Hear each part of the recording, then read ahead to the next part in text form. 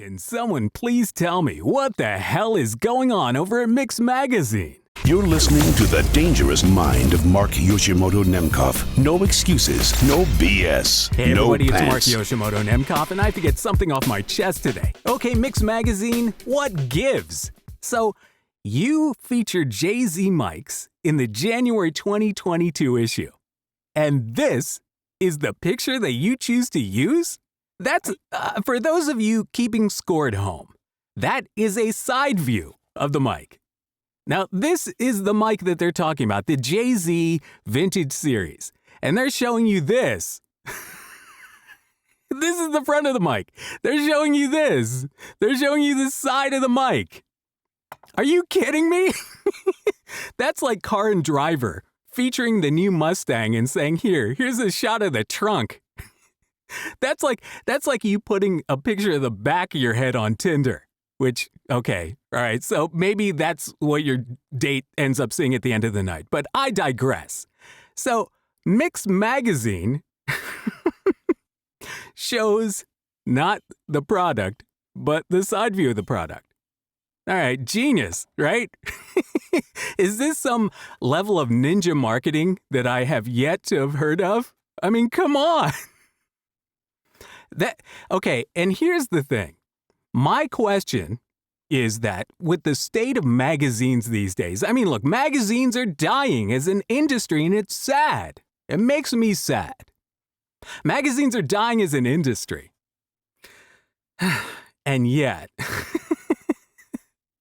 what they have to do to survive these days, it may seem a little greasy, but this is what they all do. This is what every newspaper does these days.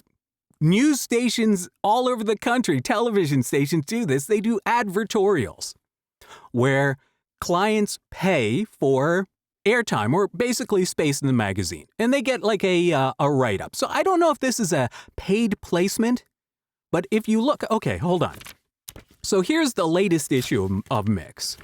Now, the cool thing about Mix, hold on. Okay, first of all, can you see that with the glare? You can get a free subscription to Mix Magazine. All right, you can get a free subscription at mymixmag.com. All right, and so one of the things that they have, one of the articles in here is companies to watch in 2022. And I've seen these things before in other magazines. And they tend to be advertorials. Companies pay to get this kind of placement. That's what happens.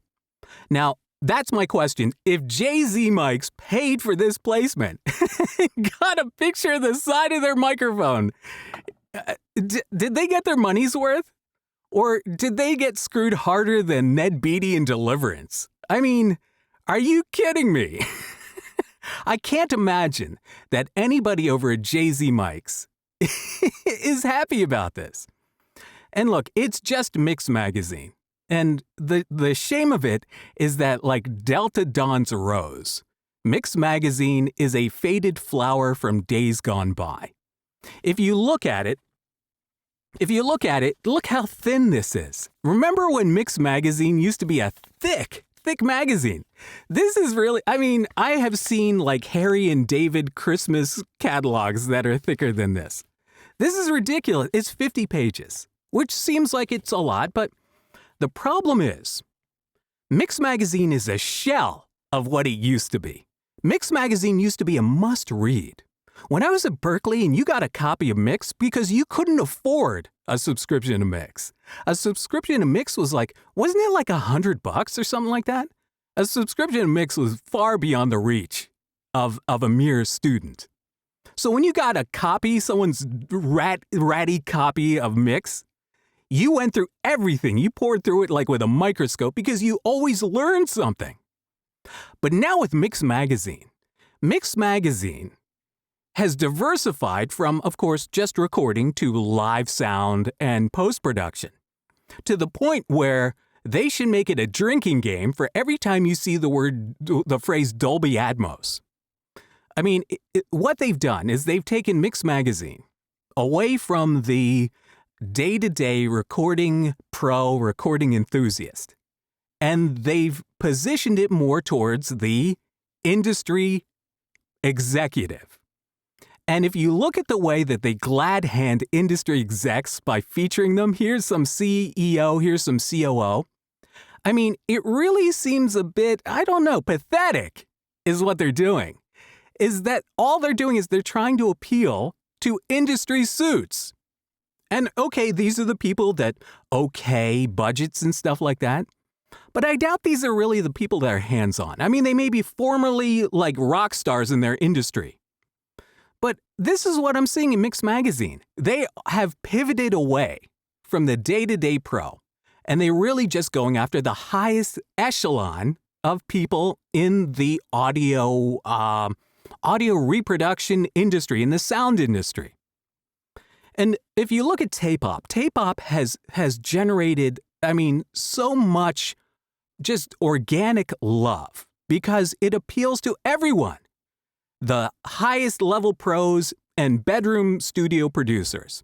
And I think Mix Magazine is forgetting that bedroom producers now, they account for more sales overall than any other segment of the industry.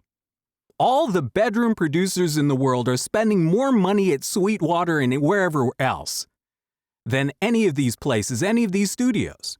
And remember, if you buy a Dolby Atmos system, you're probably buying it once, and you may buy more depending upon the size of your company. But bedroom producers are constantly buying stuff. So what Mix Magazine has done is they've said, we don't care about developing a current audience that will grow and stay with us.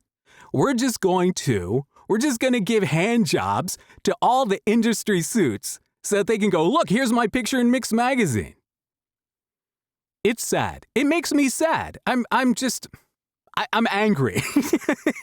So, I would love for Mix Magazine to return to its former glory. And the fact that it's such a thin little magazine now shows that they can't sell ads. They're not selling ads, and I get it. The magazine industry is a dinosaur. People don't read magazines like they used to. And why should they? When this is what you get. This is the kind of crap you find in the waiting room of a post-production suite, not something that you find in the hands of a working engineer or producer who's working his way up. And that is the segment of the audience that Mix Magazine has said, you know what? You're not that important to us. You know what? Mix Magazine, you should take a look at Tape-Op. You might learn a little something from Tape-Op. At least, what you might learn is which side of the mic is the front.